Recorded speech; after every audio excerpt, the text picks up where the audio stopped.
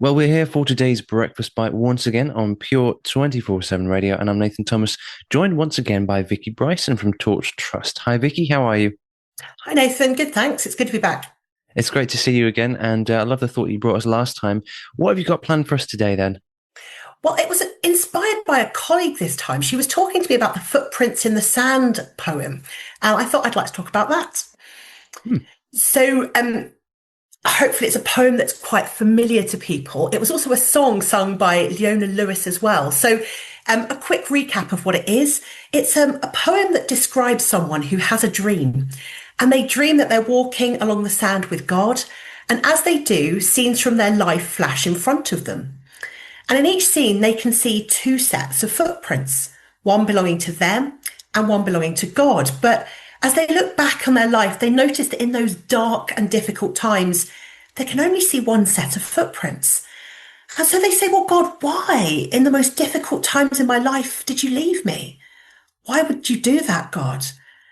And God replies, you are precious to me, child. When you see only one set of footprints, that's when I carried you. And as I read this poem again, I was drawn to two different pieces of scripture. The first is the Great Commission at the end of Matthew's Gospel. And it's where Jesus says, I am with you always, even to the end of the age. And I was thinking that for Jesus' followers, their journey up till that point would have been a huge roller coaster, really. And it would have been very legitimate for them to think that Jesus had left them at a time when they desperately needed him. They'd only ever known Jesus in the flesh. So when Jesus dies on a cross, it does seem to the disciples that he's left them. Even though he's tried to explain what was going to happen, the disciples didn't quite understand. And so that sense of, well, we needed you, Jesus, where have you gone? Probably would have been really real. So by the time we get to the very end of Matthew's gospel, we read that the disciples go to the mountain where Jesus tells them to go, and it says they worshipped him, but some doubted. Even those who were stood in the physical presence of Jesus, those who had witnessed his crucifixion and resurrection, still had doubts, which firstly gives me huge reassurance on days where I have doubts, but also really made me think of that part of the poem where they said, where were you, God? Where were you? But it's in this context, in the scripture, that Jesus commissions these disciples to go out and make disciples of all nations. Even in the midst of their doubt and confusion, that's when Jesus commissions them.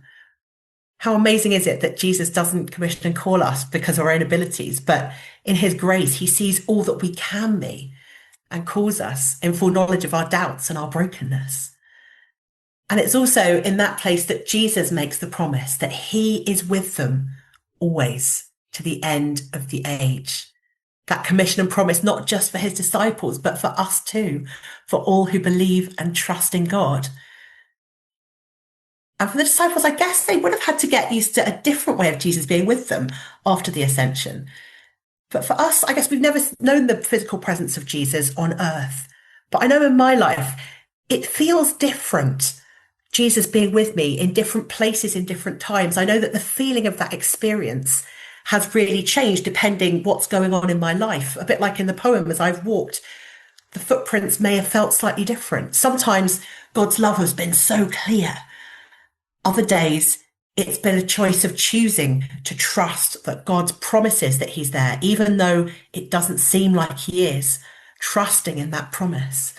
Because Jesus says on good days and bad, when it's easy, when it's hard, I am with you always to the end of the age. Just like in that Footprints poem, God's saying, I was with you when you could feel it, when you couldn't feel me with you. That was when I was carrying you.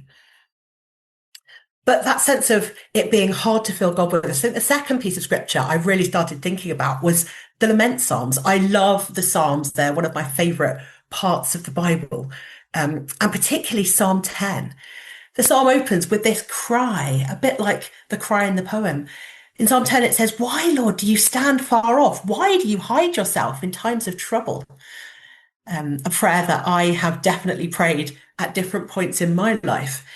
And I love the fact that we have a God who is big enough to cope with our doubts as well as our faith, a God who we can ask those questions of, a God who wants us to come as we are, bringing our pain, our sorrow, our questions, as well as our joy.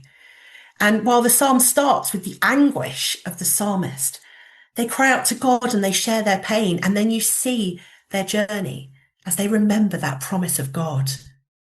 And by the middle of Psalm 10, we get to verse 14, but you, God, see the trouble of the afflicted. And by the end, they're saying, the Lord is king forever. You listen to the desire of the afflicted. You encourage them. You listen to their cry. I think these two things I love most about this Footprints poem and the conversation it includes is firstly that sense that it is okay to express our doubt and hurt to God, knowing that he will never chide us.